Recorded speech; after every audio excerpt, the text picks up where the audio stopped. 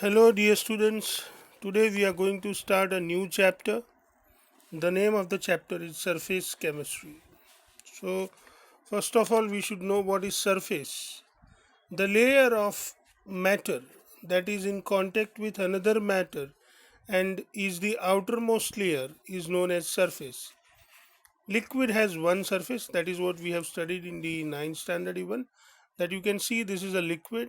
This part which is inside is known as bulk, whereas the this layer here is known as surface, which is in contact with air or gaseous phase.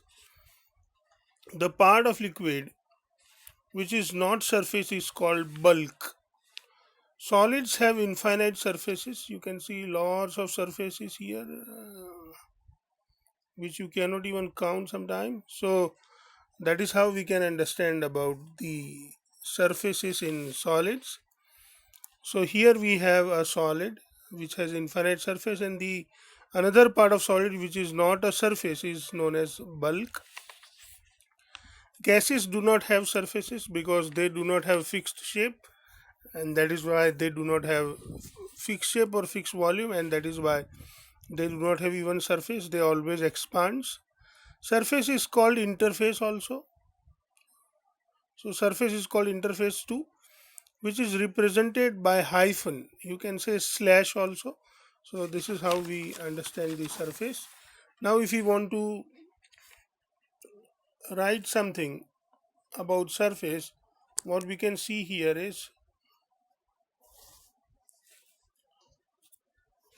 like in figure 1, we have liquid slash gas interface. That means we have liquid and gas are in contact with each other, and both have a surface which is in contact with each other. In figure 2, we have solid or gas interface, where solid surface is in contact with gas. Due to complete miscibility, there is no interface between gases. Gases inter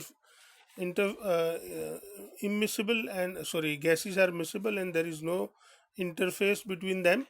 Now we look at some other points. So here there is a note.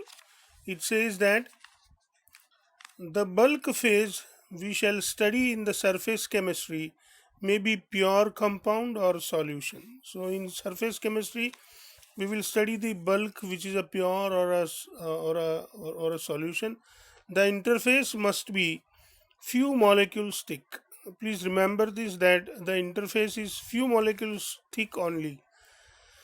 The area of interface or surface generally depend on the size of the particle of bulk phase, because all the particles are of same uh, same size. So even on the surface, the particles present which are having the same size, and thus the area of the interface or surface depends upon the size of the bulk particles.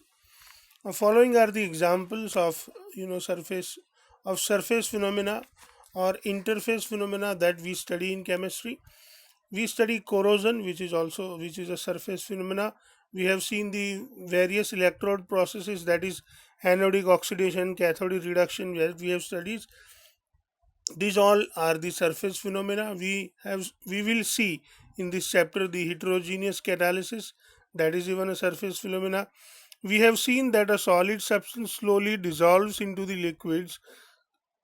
So the surface of solid first dissolves, and that is how this dissolution is also a surface phenomena. We know that whenever there is crystals formed, this crystallization is also a surface phenomena. So these crystals are formed, or from the liquid first the crystal is formed, the solid state is formed on the surface. We are all aware that even in the rivers and seas, when they are frozen, they first found their surface is being frozen and the bulk is frozen later. That is how we can say that crystallization is also a surface phenomena.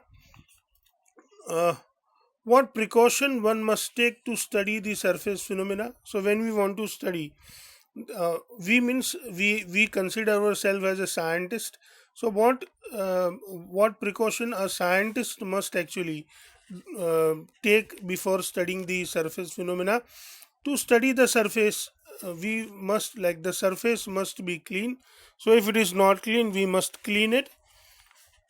Then to clean the surface, the substance must be kept under vacuum of pressure, that is 10 to the power minus 8 to 10 to the power minus 9 Pascal. So to clean it, we will have to take a very less pressure. The pressure must be decreased, or we can say the vacuum should be created.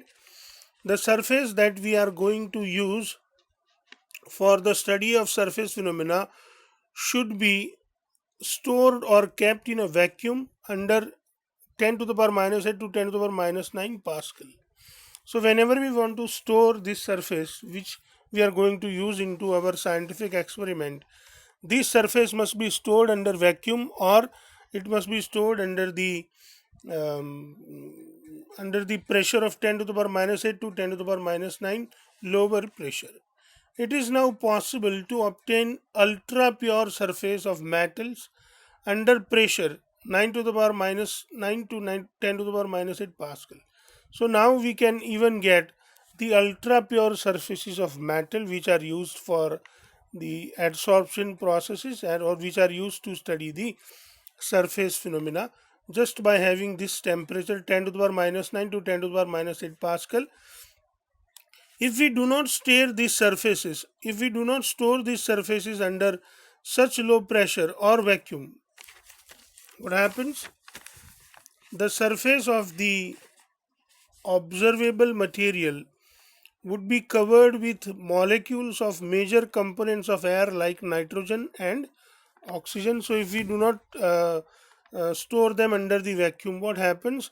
They simply absorb the gases of air, which are mostly nitrogen and oxygen.